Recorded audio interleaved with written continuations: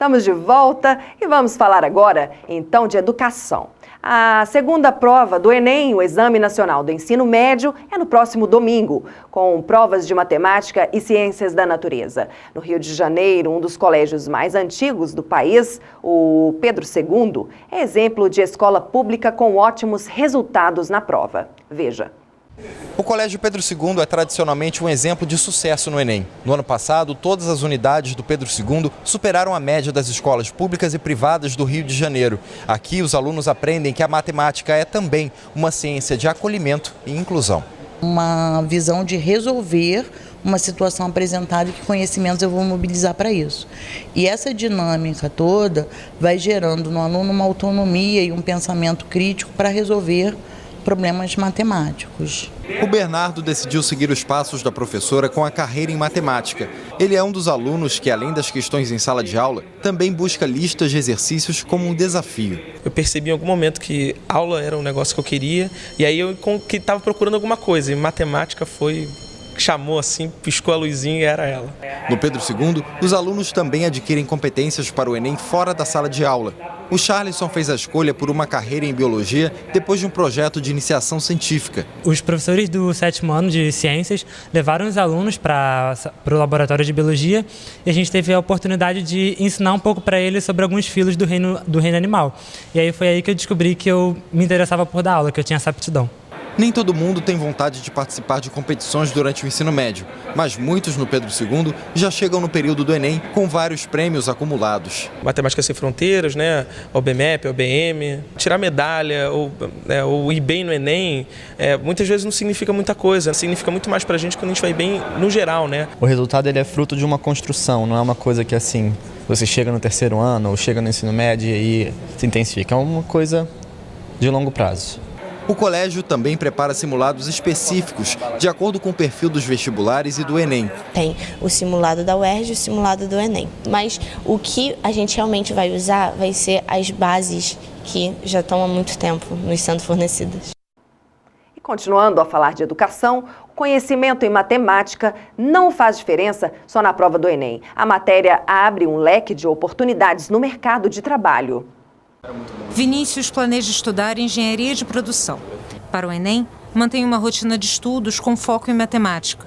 Ele sempre gostou da matéria e não tinha dúvidas de que seguiria na área de exatas. Eu estava fazendo preparatório para o colégio militar. E aí eu comecei a ter algumas aulas um pouco mais aprofundadas em matemática. Eu consegui passar para o colégio militar, mas eu não fui. Eu fui para um outro colégio particular, consegui desconto lá. E lá eu também tive professores que me incentivavam a estudar matemática. Comecei a me dar muito bem nas provas e aí eu comecei a sentir que eu realmente gostava daquilo. A matemática é essencial em várias profissões que estão em alta. É o caso da área escolhida por Rafael. Ele é formado em Sistemas da Informação e fez mestrado em Inteligência Artificial.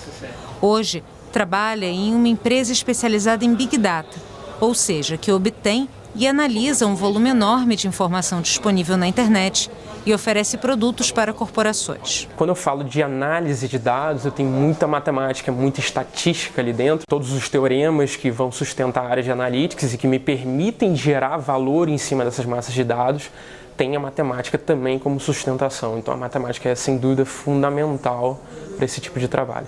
A necessidade de profissionais que atuem na área de exatas não é diferente em setores que trabalham com desenvolvimento de aplicativos ou games. São as várias oportunidades para quem segue este caminho.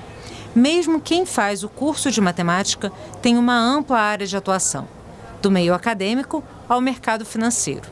Dentro de uma mesma formação, a gente vê hoje em dia vários caminhos profissionais. Ele fazendo aquela formação, ele pode ter várias funções no mercado de trabalho. Então eu acho que a grande questão é ter uma identidade. Uma boa sorte para quem vai concluir aí a segunda etapa do Enem.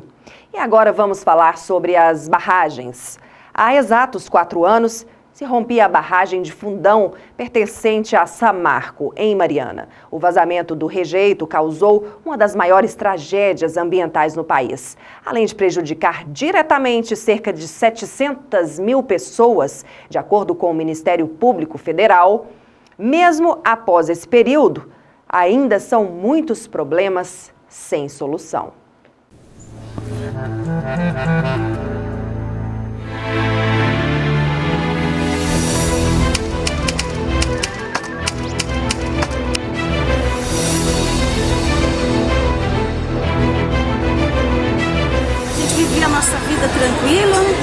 forma que a gente estava acostumado e hoje está tudo com problema. A gente tem problema com os vizinhos, tem problema na sociedade, tem problema com família, tem problemas financeiros e saúde. Eu fui atingido como pescador, de forma geral, cujo a nossa água não se encontra apta para consumo e nós queremos agilidade, respeito, colaboração.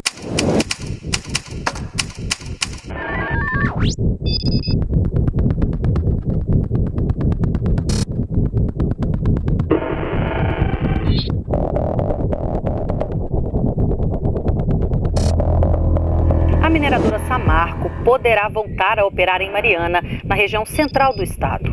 O licenciamento para a retomada das atividades foi aprovado hoje, por 10 votos favoráveis, na Câmara de Atividades Minerárias do COPAM, o Conselho Estadual de Política Ambiental. É tremendamente prematuro nós falarmos em retorno da atividade da Samarco se sequer as pessoas atingidas foram reassentadas.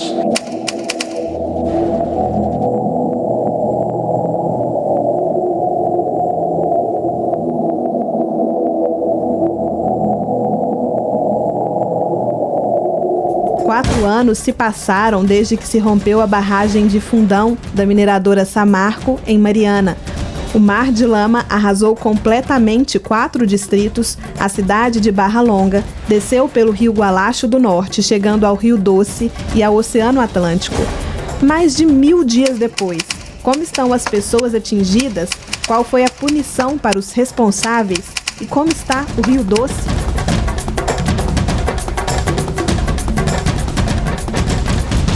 São pelo menos 700 mil atingidos. Ninguém que perdeu a casa foi reassentado. Eles vivem hoje em casas alugadas pela mineradora. Esperam a construção de novos distritos.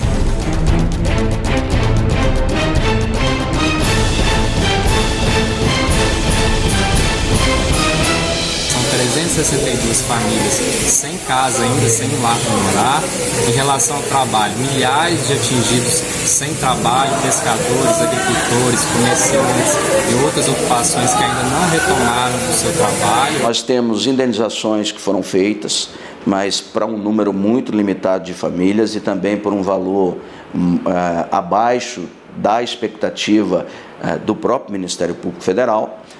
E temos um desalento muito grande com algumas questões. Por exemplo, não temos até hoje o reassentamento das pessoas de Bento, de Gesteira e de Paracatu de Baixo. Havia da parte da Fundação Renova e das 3 empresas um comportamento de adiar o mais possível as negociações, certamente acreditando numa estratégia do cansaço dos atingidos, do cansaço do Ministério Público e do cansaço também do sistema de justiça.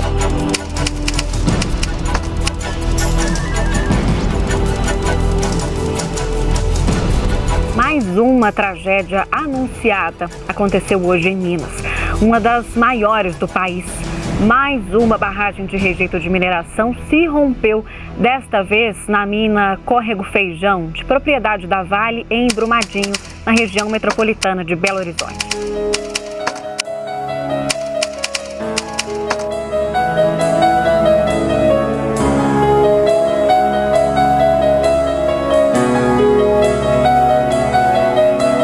O Ministério Público Federal indiciou 21 pessoas, mas o Tribunal Regional Federal de Brasília retirou a acusação de homicídio por dolo eventual. Houve uma investigação muito profunda da Polícia Federal e do Ministério Público Federal. Havia ali elementos importantes que apontavam que pessoas dentro da Samarco e até mesmo do seu Conselho de Administração tinham conhecimento efetivo dos riscos da barragem, tinham um mapa de consequências do rompimento dessa barragem, acertando até o número de vítimas que poderia haver com o rompimento. E ao invés de adotarem medidas para evitar que esse risco se concretizasse, fizeram o contrário.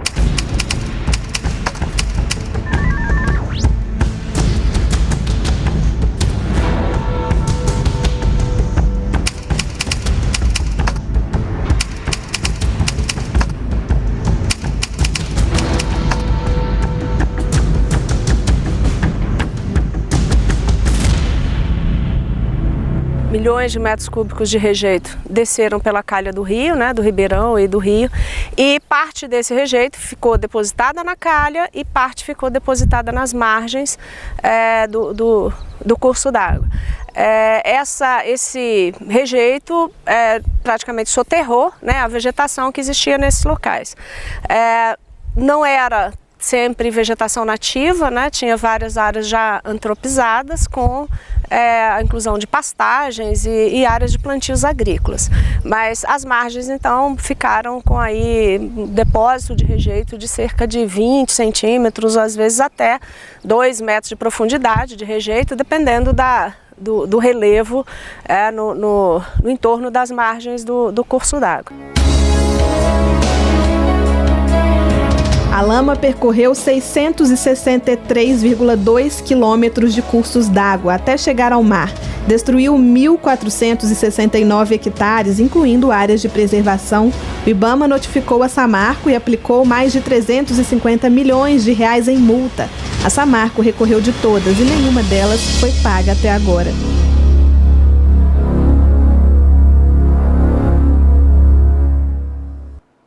E ainda tratando desse assunto, um estudo divulgado pela Agência Nacional de Mineração que mostrou que a Vale omitiu e demorou a enviar informações que mostravam problemas na barragem que rompeu em Brumadinho, Minas Gerais. O desastre, em janeiro deste ano, matou 252 pessoas e deixou 18 desaparecidas. O parecer técnico aponta inconsistências nas informações fornecidas pela Vale.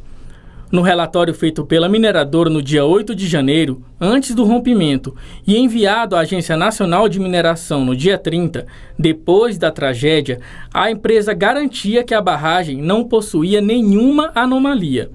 Foi só na vistoria produzida no dia 22, apenas 3 dias antes da tragédia, e entregue no dia 15 de fevereiro, que a Vale reportou uma série de irregularidades. O relatório aponta também que em junho do ano passado, a Vale instalou drenos na barragem com o objetivo de controlar o nível da água. Mas foi detectada a presença anormal de material sólido em um desses drenos, fato que nunca foi relatado à Agência Nacional de Mineração. Quando ocorreu o cedimento, deveria ter sido reportado. Ponto. Não foi.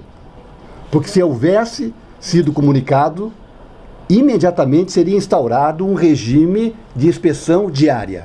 Mas nós não sabíamos que estava ocorrendo aquilo. Outro problema. Enquanto a Vale garantia à agência que o nível de umidade da estrutura estava de 0 a 3, a análise de documentos internos aponta que, na verdade, o nível chegava a 10, quando já há risco de comprometimento da segurança da estrutura. Em nota, a Vale disse que vai analisar o relatório apresentado hoje e que não tem como comentar as decisões tomadas pela equipe de geotécnicos à época. A empresa aponta também que os profissionais eram altamente experientes e capacitados. Por fim, a mineradora afirma que continuará colaborando com as investigações e prestando apoio aos atingidos. A barragem da mina Córrego do Feijão, em Brumadinho, rompeu no dia 25 de janeiro deste ano, deixando um rastro de destruição e mortes. A tragédia tirou a vida de 252 pessoas. Outras 18 ainda estão desaparecidas. E a seguir, veja como foi a Mostra Cênicas, etapa estudantil em Paracatu. E confira também como foi o evento digital influencer que aconteceu na casa do empresário. E também você vai conferir um esclarecimento sobre o possível encerramento das atividades do SESC em Paracatu. Não sai daí.